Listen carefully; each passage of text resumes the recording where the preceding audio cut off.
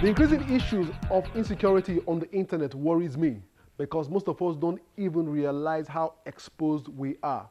Well, I'll be speaking with an expert who is vastly experienced in this field on what she thinks we should be doing at this point.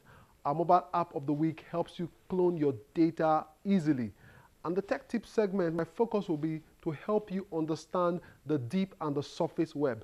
Finally, I'm super excited because our giveaway segment kicks off this week, and the Infinix Hot 2 Android One phone is up for grabs.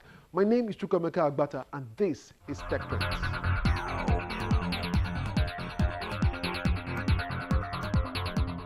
Getting around in Nigeria's busy city, Lagos, can be hectic for commuters who often encounter what many call go slow, a traffic jam crawling through lanes of hooting yellow buses and rickshaws every day.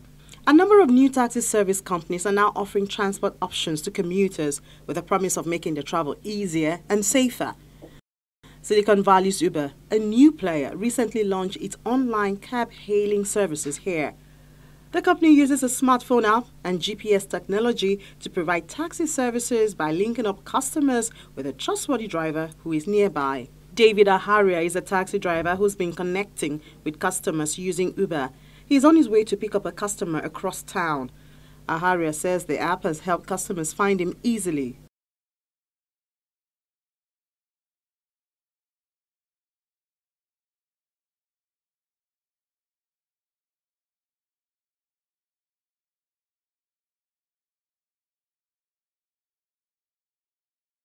Many people have a taxi guy whom they trust to avoid security risks. But he may not always be available in the traffic-throttled city when you need him. A gap in the market has created opportunity for Uber and various companies to invest in the country.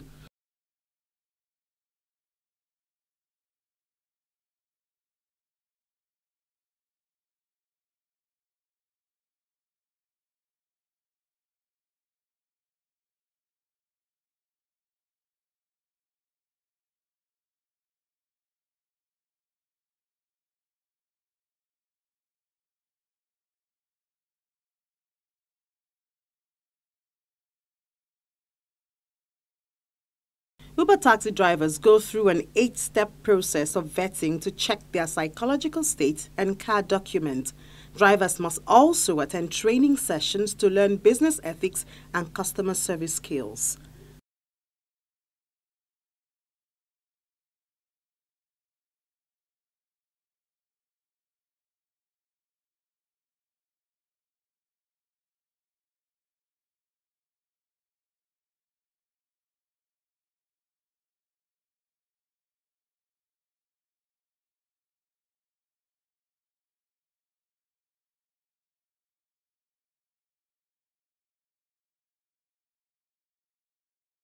Uber operates in about 60 countries and is worth an estimated $40 billion. The firm is planning to expand its operations in Nigeria further and is working to enter the capital Abuja by the end of the year.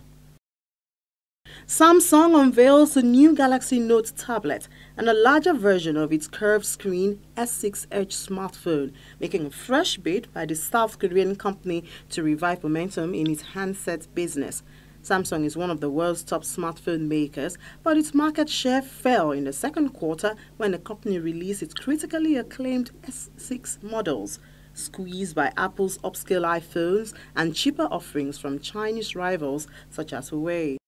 The manufacturer responded with S6 price cuts and moving up the Note, unveiling from its usual early September spot ahead of the latest iPhone launch expected in September.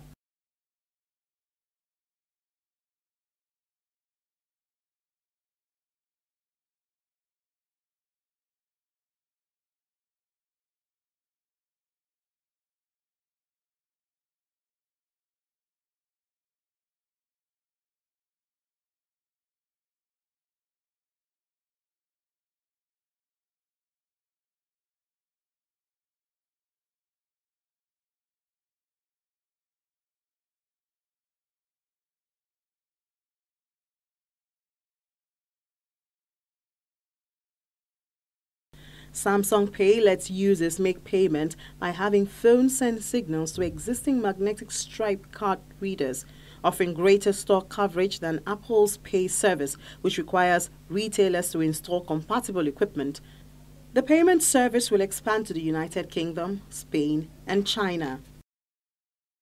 Windows 10, which comes almost 3 years after the launch of the company's last operating system, will be available in 190 countries as a free upgrade for users of Windows 7, Windows 8.1, and Windows Phone 8.1. The free strategy is a calculated gamble designed to put Windows on as many devices as possible. The company will then make up for any lost revenue by selling services such as Office over the internet or cloud.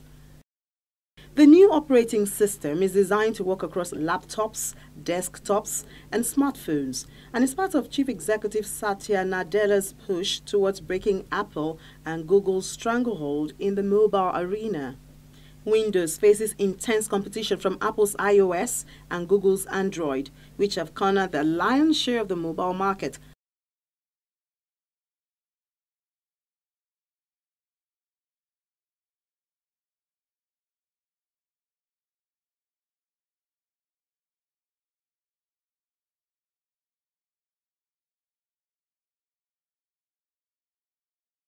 The vast majority of Windows revenue comes from hardware makers installing it on new PCs and businesses paying for multi-year licenses.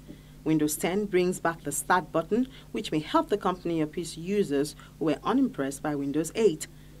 Patrick Moorhead, president and principal analyst at More Insight and Strategy, sampled Windows 10 and says Microsoft will have to do more to compete with Apple and Google.